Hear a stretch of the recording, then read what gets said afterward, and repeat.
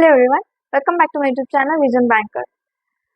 आई am Priyanka और मैं as a SBI PO और आईबीपीएस पीओ दोनों में सिलेक्ट हो चुकी हूँ।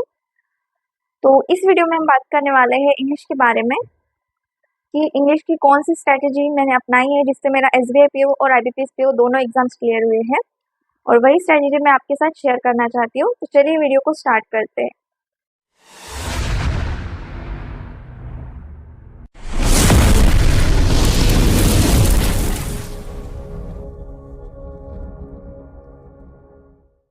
तो जब मैंने प्रिपरेशन स्टार्ट की थी जनवरी 2023 में, तब मेरा इंग्लिश उतना अच्छा नहीं था, क्योंकि जब मैंने मॉक लगा के देखा, फर्स्ट मॉक मेरा, कि पहले मैं देखूँ कि क्या आता है एग्जाम्स में, तो तब मैंने देखा कि इंग्लिश मेरा उतना अच्छा नहीं है, क्योंकि मेरा रीडिंग कंप्रेशन में हो जाता था, बट बाकी सारी चीज़ें मेरी बहुत वीक थी। तो सबसे पहले तो मैंने एडिटोरियल लगाना चालू किया। एडिटोरियल लगाना इसलिए चालू किया कि उसमें जो वोकैब आती है वो सबसे ज़्यादा इम्पोर्टेंस होती है और हमें पढ़ने की आदत भी लग जाती है। तो मैंने न्यूज़पेपर भी लगा लिया था, बट मैं न्यूज़पेपर से उतना नहीं पढ़ पाती थी, क्योंकि जब स्टार्टिंग था तो न्यूज़पेपर में पढ़ना उतना अच्छा नहीं लगता था। तो मैं एडिटोरियल के वीडियोज़ लगाती थी।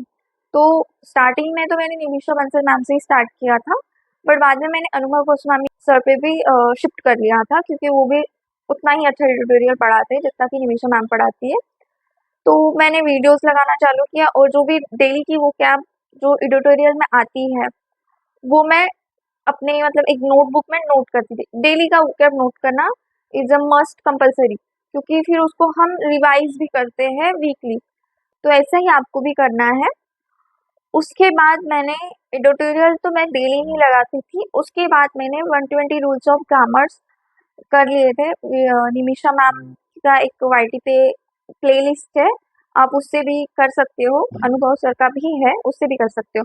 तो मैंने 120 रूल्स ऑफ ग्रामर्स का पूरा मतलब जो भी डेली एक वीडियो देखती थी, डेली एक रूल देखती थी और डेली उसको याद करती थी, और रोज ही मतलब सारे रूल्स में रिवाइज करती थी और अप्लाई करके देखती थी हर जगह, मतलब मॉक देती थी, ताकि जो मैंने रूल पढ़ा है उसको मैं रिवाइज कर सकूं।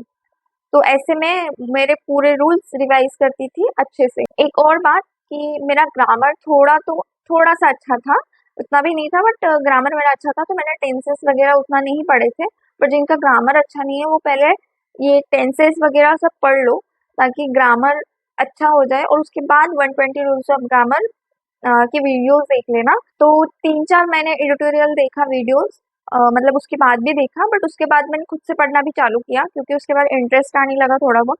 तो जो एडिटोरियल आता था हिंदू में, वो मैं पढ़ती थी खुद से, और खुद से ही उसमें का जो वर्ड्स रहते थे, वोकैब रहते थे, वो मैं लिख लेती थी, और ऐसे ही मैं वीडियोस भी देखती थी साथ में।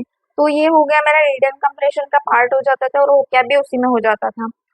और 120 रूल्स ऑफ ग्रामर से मेरा पूरा मतलब एरर डिटेक्शन वाला पार्ट भी हो जाता था। तो ये सब करने के बाद मैं मॉक्स लगाती थी, सेक्शनल मॉक्स लगाती थी इंग्लिश के लिए। स्पेशली इंग्लिश के लिए मैं सेक्शनल मॉक लगाती थी, ताकि मुझे पता चले कि मैंने कितना मतलब मेरा हो गया है, सिलेबस कंप्लीट हो गया है, या फिर कितना मैंने सीख चुकी हूँ, या कितना मेरा लर्न हो चुका है, कितना मेरा रिवाइज हो चुका है। ये सब जानने के लिए मैं मॉक लगाती थी।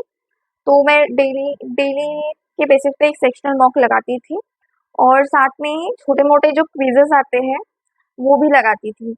और हाँ, डेली में ये होने के बाद डेली एक जो वीडियोज़ बना के डालते हैं मैम, अनुभव सर, जो मॉक के मतलब एक मॉक का पूरा वीडियो बना के डालते हैं, उसमें सब रहता है, एरर डिटेक्शन, रीडिंग कंप्रेशन, सब रहता है। वो वीडियोज़ भी मैं देखती थी और उसके साथ भी प्रैक्टिस करती थी। और हाँ, न्यूज़पेपर आपको पढ़ना चाहिए, क्योंकि उससे पढ़ने की आदत हो जाती है, और जब हम एग्ज़ाम देने जाते हैं, तब जो पढ़ते हैं तो उससे ज़्यादा अच्छे से सॉल्व कर पाते हैं, क्योंकि जितना हम ज़्यादा पढ़ेंगे उतना ज़्यादा अच्छे से क्वेश्चन को समझ पाएंगे और उतने अच्छे से हम आंसर कर पाएंगे। तो इसीलिए आप न्यूज़पेपर डेली बेसिस पे पढ़िए। अगर नहीं अभी हो रहा है तो पहले एडिटोरियल की वीडियोस देखना चालू कीजिए, उसके बाद न्यूज़पेपर पढ़िए। अब न्यूज़पेपर से ना एक इंग्लिश का भी पोर्शन कवर हो जाता है। उसके बाद आप न्यूज़ भी पढ़ोगे तो वो न्यूज़ वाला मतलब करंट अफेयर्स वाला भी पोर्शन आपका उससे कवर हो जाता है। तो डेली न्यूज़पेपर पढ़ना है तो मस्ट ही है। मैं तो ये मेरी मतलब रूटीन में ऐड ही रहता था कि मैं डेली न्यूज़पेपर पढ़ती ही थी। तो अगर सोर्सेज की बात करें कि इंग्लिश की प्रैक्टिस कहाँ से करनी चाहिए, तो मैं प्रैक्टिस करती थी एक प्रैक्टिस मॉक और दूसरा स्मार्ट कीड़ा से। इन दोनों के मैं सेक्शनल मॉक टेस्ट और क्विजेस भी जो रहते थे छोटे, वो भी लगाती थी। और इन दोनों से ही मैंने प्रैक्टिस की है। प्रैक्टिस मॉक जो है वो थोड़ा-सा ईज़ी लेवल पे आता है और स्मार्ट की ना थोड़ा टफ लेवल पे आता है। तो मैं दोनों की ही प्रैक्टिस मॉक दोनों की ही प्रैक्टिस करती थी और दोनों की ही मॉक्स देती थी, सेक्शनल मॉक्स इंग्लिश के लिए। तो इससे क्या नाम मेरा ईज़ी लेवल भी कवर हो गया और मेरा डिफ़िकल्ट लेवल भी कवर हो गया। सेम चीज़ मेंस के लिए भी करना है, मेंस के लिए कोई अलग से नहीं करना है। मेंस का और प्री का साथ में ही लेके चलना है। तो जो आप हाई लेवल का इंग्लिश पढ़ोगे तो आपका प्री का भी हो जाएगा और मेंस का भी हो जाएगा। तो वही करना है, आपको पढ़ना है। जितना ज़्यादा पढ़ोगे, जितना ज़्यादा प्रैक्टिस करोगे, उतना ही आपके लिए वो अच्छा है। आप अच्छे से प्रिपेयर कर पाओगे इंग्लिश के लिए और अच्छे से प्रिपेयर होने के बाद एग्ज़ाम भी अच्छे से दे पाओगे और क्लियर भी कर पाओगे। मैंने भी ऐसे ही प्रैक्टिस करके, ऐसे ही डेली न्यूज़पेपर पढ़ के, डेली प्रैक्टिस करके ही मेरा इंग्लिश में मार्क्स अच्छे स्कोर किए हैं मैंने। और इसी स्ट्रैटेजी की वजह से ही मैंने एग्ज़ाम्स क्रैक किए हैं। मेरा एसबीआई पीओ और आईबीपीएस पीओ दोनों में हो चुका है। तो ये स्ट्रैटेजी आप भी अपनाइए।